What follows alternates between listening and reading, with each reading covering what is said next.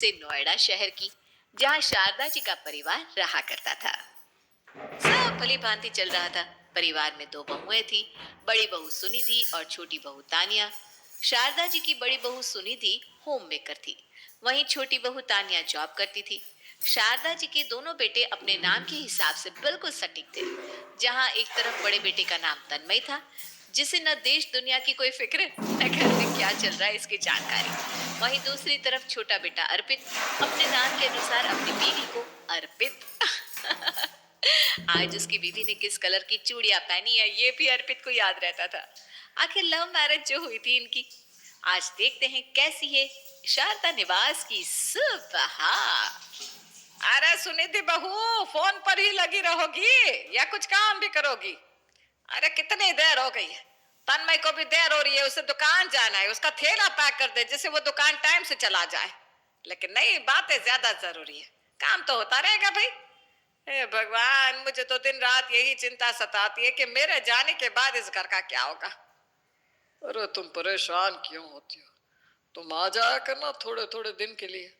अरे मैं कहीं और जाने की नहीं बल्कि ऊपर जाने की बात कर रही हूँ। तब तक सुनिधि चाय लेकर आती है और सुरेश जी की तरफ देखकर मुस्कुराने लगती है। अच्छा अच्छा, मुझे लगा कहीं जाने की बात कह रही हो। बस एक बात बताऊं शारदा जी, आप इतनी दबंग महिला हो तो थोड़े स्पेशल राइट्स तो भगवान जी ने भी आपके लिए रखे होंगे, तो थोड़ी मोहलत बीच में ले लिया करना। तुम लोग ना मुझे बिल्कुल पागल करके ही छोड़ोगे, क्या बोले जा रहे हो? सुनिधि भी मुस्कुराते हुए चाय देकर चली जाती है। अरे बहू, तन्मय का टिफिन बना कि नहीं? जी मम्मी जी। और किससे बात कर रही थी इतनी देर से? अरे अब तुम शादीशुदा हो, जरा कम ही फोन किया करो, ऐसे अच्छा नहीं लगता। जी मम्मी जी। तभी तो मैं कह रहा हूँ पूरे दिन घर में बैठी मत रहा करो, थोड़ा नीचे पार्क में जाया करो, घूमा फिरा करो, शाम को मंदिर में दिया लगाने जाया करो। लेकिन नहीं, आपको लगता है उस मुर्गे की तरह जिसने एक बार ये सोच लिया कि अगर मैं बांग ना दूं तो सवेरा नहीं होगा। ठीक उसी तरह अगर मैं इस घर को ना देखूं तो ये घर नहीं चलेगा। आप ना चुप ही रहा करो, अब इतना चिल्लाती हूँ तब तो ये आलम है, घर में ना रहूं तो जाने ही क्या हो। अरे बच्चे बड़े हो गए शारदा जी, उनको भी थोड़ा स्पेस दो, उनकी भी पर्सनल लाइफ है।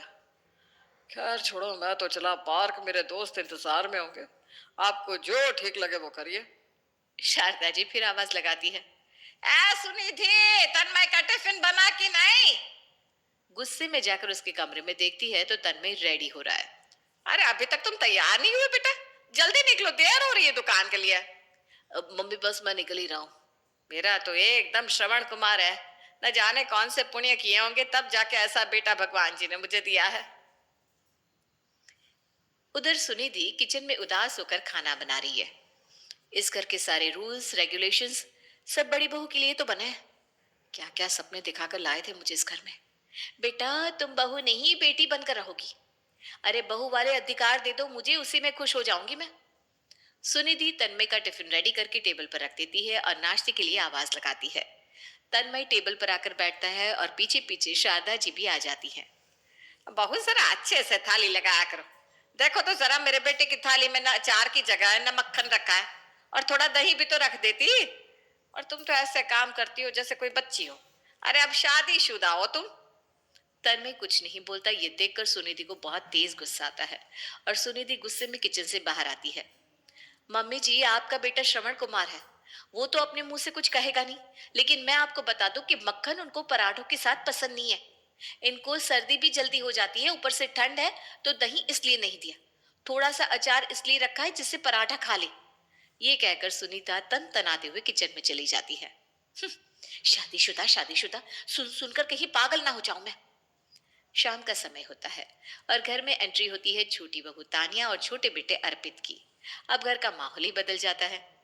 आ गई तानिया बहू, कैसा रहा आज का दिन? और लंच ठीक से किया था ना बेटा? उधर सुनिधि किचन से ये सब सुन रही थी। अरे गिरगिट भी अपना रंग बदलने में थोड़ा समय लेता है, लेकिन मेरी सासू माँ तो टीवी चैनल के बदलने जैसे बदल जाती है। भाई अब देखिए कैसे मीठी वाणी लग रही है, एकदम कोयल बैठी है कंठ में जैसे। तभी कोयल की आवाज सुनाई देती है। मम्मी मैं आ गई। ये देखो भाई, इनका नाम कोयल है लेकिन आवाज एकदम कौवे जैसी। तभी तानिया किचन में आती है। अरे अकेले में क्या बड़बड़ा रही हो भाभी? नहीं नहीं, ऐसा कुछ नहीं है। और बताओ कैसा रहा आज का दिन? आज का दिन एकदम जबरदस्त था भाभी। आज तो ऑफिस में दो लोगों का बर्थडे भी था, तो बढ़िया केक कटिंग हुई, फिर डिनर करने भी गए। बढ़िया है तानिया, तेरी तो लाइफ एकदम। एक मेरी तरफ देखो, ये माता जी पुराने रेडियो की तरह सुबह से शाम तक एक ही गाना बजाती रहती है कि अब तुम शादीशुदा हो, अब तुम शादीशुदा हो। अरे भाभी, आप उनकी बात पर ध्यान मत दिया करो, मैंने आपको पहले भी कहा है। तुझे ना कहने में आसान लगता है तानिया, जब तू यहाँ रहेगी पूरा दिन तब तुझे समझ में आएगा। तानिया भी मुस्कुराते हुए किचन से निकल जाती है। अब मैं भी क्या करूं, ज्यादा कुछ तो कह भी नहीं सकती, नहीं तो मेरा ही पत्ता कट जाएगा। और भाभी से झूठ भी नहीं बोल सकती, क्योंकि भाभी सोशल मीडिया पर सब देख लेती है। तभी कोयल रसोई घर में आती है। खाने में क्या बनाया है भाभी आपने? और कढ़ाई खोलकर देखने लगती है। सुनिधि कुछ कह पाती इससे पहले ही कोयल के दोस्त का वीडियो कॉल आ जाता है, और वो बात करते हुए किचन से निकल जाती है। तभी किचन में शारदा जी की एंट्री होती है। बहू तूने ये सब्जी क्यों रखी हुई है? अब तुम शादीशुदा हो, थोड़ा तो तौर तरीका सीखो कि कैसे रसोई में काम किया जाता है। लेकिन नहीं, आजकल की लड़कियों को तो कोई तमीज तहजीब की बात सीखनी नहीं है। अगर कुछ कह दो तो सास के मुंह में से जुबान खींच ले। ऐसी है आजकल की बहुएं। सुनिधि को बहुत तेज गुस्सा आता है। अब आपका हो गया है तो मैं कुछ बोलूं? शारदा जी गुस्से में सुनिधि की तरफ देखती है। नहीं, मैं इसलिए पूछ रही हूँ कि कहीं फिर से आप ये ना कहो कि मुंह में से जुबान खींच ली। शारदा जी और गुस्से में देखती है। अरे ये सब्जी अभी कोयल दीदी खोल कर रख कर गई है, और आपकी जानकारी के लिए बता दूं वो भी एक लड़की ही है। शारदा जी गुस्से में कोयल को आवाज लगाती है। कोयल, ए कोयल। कोयल वॉइस म्यूट करके गुस्से में तम तमाते हुए आती है। क्या है मम्मी, आपको दिख नहीं रहा मैं फोन पर बात कर रही हूँ? कोयल कॉल अनम्यूट करके फिर से बात करने लगती है। कौन है? हैं? किससे इतनी जरूरी बात कर रही है? मम्मी ना आप नहीं सुधरने वाली, अब चुप रहना, मेरे दोस्त है कॉल पर। तब पीछे से दोस्तों की आवाज आती है। आंटी जी, हम हैं कोयल के फ्रेंड्स। फिर कोयल हंसते हुए वहां से चली जाती है। शारदा सुनिधि की तरफ खिसियाती हुई सी देखती है। आजकल के बच्चे ना कुछ सुनते ही नहीं है ना। जी मम्मी जी, दोस्तों से बात करी ना, इसलिए बिजी है। फिर एक दिन शाम को सब चाय पी रहे थे, तभी सुनिधि के फोन की घंटी बजती है। फोन सुनिधि के फ्रेंड्स का था। सुनिधि अपने दोस्तों से बात करने लगती है। शारदा जी का ध्यान सुनिधि की बातों पर ही था। हाँ यार, काफी टाइम से नहीं मिले। सही कह रही हो यार, 2 साल से ज्यादा हो गया इस बार तो। तू आ रही है नोएडा कब? पक्का पक्का। हाँ, इस बार मैं तुझसे जरूर मिलूंगी। अच्छा, इस बार ना विशेष और राहुल भी आ रहे हैं, फिर तो मिलना बनता ही है। अरे नहीं नहीं, कोई बहाना नहीं बनाऊंगी। हाँ बाबा ठीक है, चल रखती हूँ, किचन में काम भी देखना है। फोन रखते ही सुनिधि सभी की कप उठाकर किचन में जाने लगती है। तभी शारदा जी सुनिधि से कहती है। क्या बहू, किससे बात कर रही थी फोन पर? और ये कहाँ जाने की बात हो रही थी? मम्मी जी, वो सारे दोस्त इकट्ठे हो रहे हैं, सबके सब विंटर वेकेशन को एंजॉय करने अपने अपने घर आ रहे हैं, इसलिए फोन आया था। अच्छा अच्छा, लेकिन अब ये अच्छा लगता है क्या? हाँ, कि तू शादी के बाद भी दोस्तों से मिले, ऊपर से दोस्तों में लड़के भी है। अरे बहू, अब तुम्हें अच्छे से पता होना चाहिए कि अब तुम शादीशुदा हो। सुनिधि को बहुत तेज रोना आता है। वो वहां से बिना कुछ कहे चली जाती है, लेकिन उसे सबसे ज्यादा बुरा ये लगता है कि वहां पर बैठी उसकी ननद कोयल और उसकी देवरानी तानिया कुछ नहीं कहती। सुनिधि अब अच्छे से समझ जाती है कि उसे खुद की लड़ाई खुद ही लड़नी होगी। एक दिन सुबह तानिया किचन में आती है। भाभी, आज ना मुझे ऑफिस से आने में थोड़ी देर हो जाएगी, प्लीज आप हैंडल कर लेना ना प्लीज। मैं आज सुबह का ब्रेकफास्ट नहीं बना पाऊंगी, आप सबका देख लेना। हाँ, और अर्पित को दे देना, मुझे ना आज थोड़ा जल्दी जाना है, प्लीज आप हैंडल कर लेना। हाँ, मैं भी सुबह का तो सब हैंडल कर लूंगी, लेकिन तानिया तुम्हें शाम में जल्दी आना होगा, क्योंकि मुझे परसों अपने दोस्तों के साथ गेट टुगेदर में जाना है, तो आज मैं उसके लिए शॉपिंग पर जाऊंगी। हाँ ठीक है भाभी। हाँ बोलकर तानिया चली जाती है।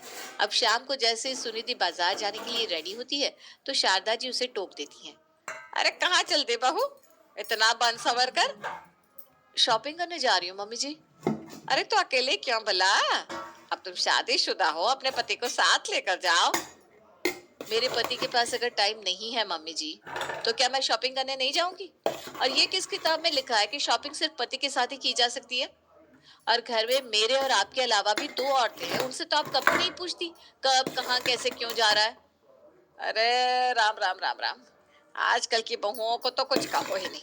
अगर कुछ कह दिया मतलब आफत ही आ गई। चली मैं अपना काम करने। शाम हो जाती है और सुनिधि नहीं आती। इधर तान्या भी अपने दोस्तों के साथ आज पार्टी करने निकल जाती है और उसे याद ही नहीं रहता कि उसे सुनिधि ने कुछ कहा था। अब घड़ी में 9 बज रहे थे, तभी सुनिधि के घर में एंट्री होती है और सब उसे ऐसे देखते हैं जैसे उसी का इंतजार कर रहे हो। अरे सबके सब मुझे ऐसे क्यों देख रहे हो, क्या हुआ? भाभी कितने बज रहे घड़ी में? ये कोई टाइम है शॉपिंग का? यहाँ हम सब भूखे बैठे हैं। क्या तान्या नहीं आई अभी तक ऑफिस से? मैंने तो आज उसे स्पेशली बोल दिया था कि आज टाइम से आ जाना। रोज तो मैं हैंडल कर ही लेती हूँ। अरे आप वो जॉब करने वाली लड़की है, लेकिन तुम्हें तो सोचना चाहिए, आखिर तुम बड़ी बहू हो इस घर की। बड़ी बहू? अरे ये बड़ी बहू का ताज मुझे नहीं चाहिए मम्मी जी, ये आपको ही मुबारक हो।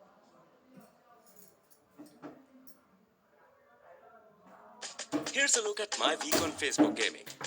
Monday morning, I play puzzle games. On Tuesday, I choose racing games. Friday evening, I use groups to see what my friends want to play. Play the games you want and share with friends. Sharda ji, आपकी इतनी उम्र हो चली है, सही को सही और गलत को गलत कहना कब सीखोगी आप? बड़ी बहू बिल्कुल ठीक कह रही है। जब उसने छोटी बहू को बोला था तो उसे आज अपनी जिम्मेदारी समझनी चाहिए थी। और ऊपर से ये हमारी बेटी कोयल, इसको कुछ क्यों नहीं सिखाती आप? इसकी भी तो अब शादी की उम्र हो चली है। क्या है, आप घूम फिर कर मेरे और मेरी बेटी के पीछे क्यों पड़ जाते हैं? सब अर्पित की तरफ देखने लगते हैं। अरे भाई, मुझे कोई जानकारी नहीं है, ना ही आज उससे मेरी बात हुई है। मैं खुद आप लोगों के सामने अभी ऑफिस से आ रहा हूँ। रुको ना, मैं अभी उसे फोन लगाता हूँ।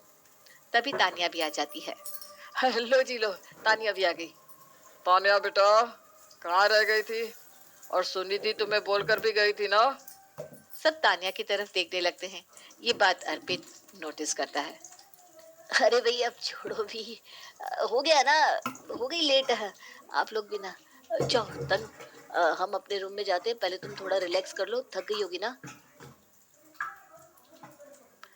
अच्छा छोड़ो, आप लोग इस बात को यहीं खत्म करो। सुनिधि, मैं तुम्हारे साथ किचन में चलता हूँ, बताओ क्या हेल्प करनी है। ये देखकर सुनिधि को बहुत अच्छा लगता है। सुनिधि और तन्मय रसोई में काम कर रहे थे।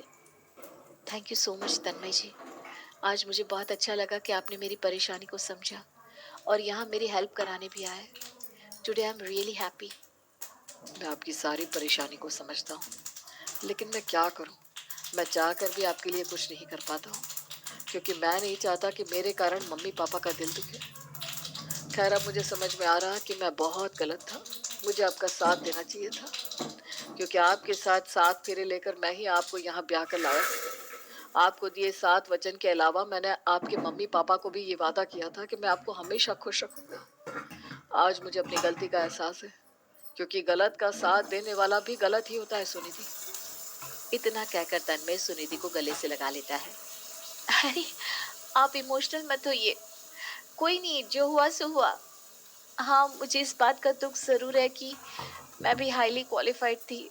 शादी से पहले मैं भी जॉब कर रही थी, लेकिन जब इस घर में आकर देखा कि सास ससुर देवर ननद, इतना बड़ा परिवार, तो इसी को अपना लिया और अपने सपनों को दरकिनार कर दिया।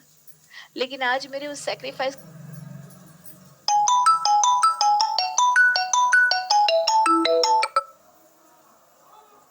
समझने वाला कोई नहीं है। लेकिन कोई बात नहीं, मेरा भी समय आएगा। मुझे अपने ईश्वर पर पूरा भरोसा है। अब सब खाने के टेबल पर आते हैं। अरे तू भी बैठ जा तान्या बहू, थक गई होगी। आज तू भी बहू खाना खा ले, पहले खाना तो सुनिधि बहू परोस रही है। तान्या मुस्कुराते हुए खाने के टेबल पर बैठ जाती है। हाँ मम्मी जी, आज ना बहुत काम था ऑफिस में। बहुत थक गई हूँ। भाभी खाना बहुत टेस्टी बना है। सुनिधि खाना परोसते हुए मन ही मन सोच रही थी, खाना तो टेस्टी लगेगा ही, पका पकाया जो मिल रहा है देवरानी जी। लेकिन अब मैंने भी ठान लिया है कि मुझे क्या करना है। सुनिधि किचन में जाती है, वैसे ही तान्या भी पीछे पीछे आती है। भाभी सॉरी सॉरी सॉरी, आपने मुझे बोला था लेकिन मैं भूल ही गई। आज ना ऑफिस में इतना ज़्यादा काम था और मैं बिज़ी हो गई। ठीक है तान्या, तुम बिजी हो गई, लेकिन तुम मुझे कॉल करके बता भी तो सकती थी ना। बट कोई बात नहीं, जाने दो। तान्या मुस्कुराते हुए नीचे सर करके चली जाती है। थोड़ी देर बाद निधि सारा काम करके रूम में आकर फोन उठाती है और देखती है तान्या ने फेसबुक पर स्टोरी लगा रखी है, जिसमें वो अपने दोस्तों के साथ बैठकर स्टारबक्स में कॉफी एंजॉय कर रही है और कहीं शॉपिंग भी कर रही है, जिसके उसने रील्स बनाकर डाले थे। अगले दिन सुबह सुबह सुनिधि सबके लिए लंच पैक कर रही होती है, तभी तान्या किचन में आती है। भाभी, मेरा लंच पैक कर दिया आपने? हाँ, पैक कर दिया तान्या, वो रखा तुम्हारा लंच बॉक्स। ओ भाभी, आप कितनी अच्छी हो सच में। हाँ तानिया, अभी तक तो मैं बहुत अच्छी थी, लेकिन आज से मैं बहुत बुरी होने वाली हूँ। क्या हुआ भाभी, आप ऐसे क्यों कह रही हो? तानिया, आज से शाम के खाने की जिम्मेदारी तुम्हारी है, क्योंकि सुबह तुम्हें ऑफिस जाना होता है, तो तुम इतना सब नहीं कर सकती हो। लेकिन आज से शाम की ड्यूटी तुम्हारी। तानिया का मुंह खुला का खुला रह जाता है। वो बिना कुछ कहे जाने लगती है। और हाँ तानिया, कल तुम ऑफिस में काम करने के कारण मुझे कॉल करना भूल गई थी। साथ में ये भी भूल गई थी कि घर के बाकी लोगों को तो तुमने हाइड कर रखा है, लेकिन मुझे तुम्हारे सोशल मीडिया अपडेट्स दिखते हैं। तानिया एकदम से चौंक जाती है और समझ जाती है कि उसकी चोरी पकड़ी गई है। जो तुम दोनों हाथों से लड्डू खाना चाहती हो ना, वो अब मुझसे नहीं हो पाएगा तानिया। मैंने तुम्हें हमेशा बड़ी बहन की तरह प्यार दिया, लेकिन तुमने तो कभी मम्मी जी के सामने मेरे लिए एक शब्द भी नहीं बोला। तो आज से तुम भी अपनी जिम्मेदारी को निभाओ और मैं भी अपने करियर के बारे में सोचना चाहती हूँ। शाम को सुनिधि तैयार होकर सूट पहनकर जाने लगती है। अरे बहू, कहाँ चल दी? हाँ, इस तरह बन ठन कर। और ये सूट किस खुशी में पहना है भला? अरे अब शादीशुदा हो, साड़ी ही अच्छी लगती है शादीशुदा लोगों पर। मम्मी जी, इस घर में आपकी सगी और दूसरी बहू भी रहती है, और जहां तक मुझे लगता है उसे भी आप ब्याह करके ही इस घर में लाए थे ना।